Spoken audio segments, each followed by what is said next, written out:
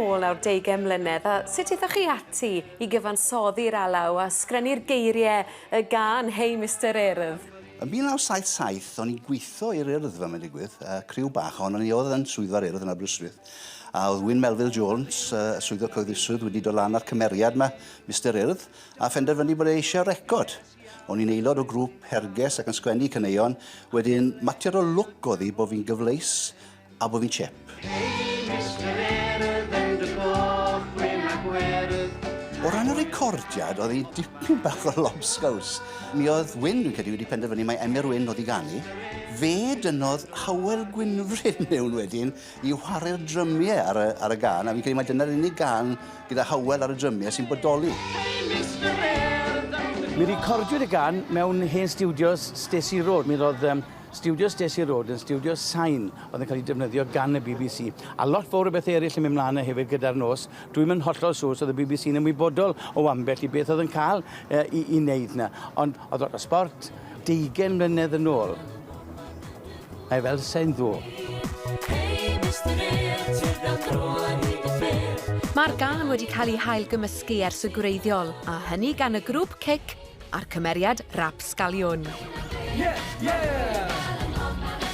Hei Mistar Urdd, hei Mistar Urdd, yeah! Mi oedd o'n lawer o hwyl chwarae teg, achos bod hi'n gan eiconig, a dwi'n cofio y gan pan o'n i'n blentyn. Felly oedd o'n brofiad eitha dychrynllyd, ond yn llawer o hwyl ar un pryd. Ac hyd heddi, mae yna blant ar hyd Cymru a finne yn mwynhau cyd-ddawnsio I Hei Mistar Urdd. Mae pawb wrth ei fodd, a mae fe'n can sy'n mor syml a mor hawdd I ymuno mewn gyda, a mae'r dawns sy'n mynd gyda fe, maen nhw just yn joio mas draw, really. Dwi'n meddwl mae can Hei Mistar Urdd yn arbennig. Rydw i'n dawnsio i'r gan yn yr ysgol a hefyd rydw i'n dawnsio gyda fy mrawd adre. Rydw i'n canu'r gan Hei Mistar Urdd yn yr ysgol ac yn mwynhau'n fawr. Dwi'n cofio'r gan rili ers fi fod yn hogan fach, ers mynd I gwersyllwyr yr Urdd, so Glanllyn, Llangranog, lawr fan hyn yng Nghaerdydd.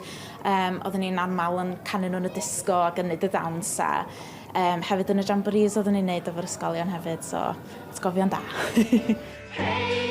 Fe ddath y gan hyd y cofio i'n eitha rhwydd. Mae'n help wrth gwrs bod yr Urdd yn odli gyda gwyrdd, sef un o liwiau bathodyn yr Urdd. Te wedi bod yn coch, gwyn a pinc, fydde wedi bod llawer mwy anodd I wneud.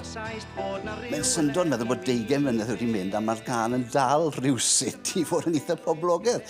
Allai ddim esbonio'r peth mewn gwirionedd, falle bod ochos bod I mor syml, ac yn sicr mae yna well recordiadau I gael, ond Hei Mistar Urdd yw'r un sydd wedi para. Can eiconig, pwy a wyr, bydd I yma mewn 20 mlynedd sydd I ddod eto. Mae gystal â hynny, wi'n credu.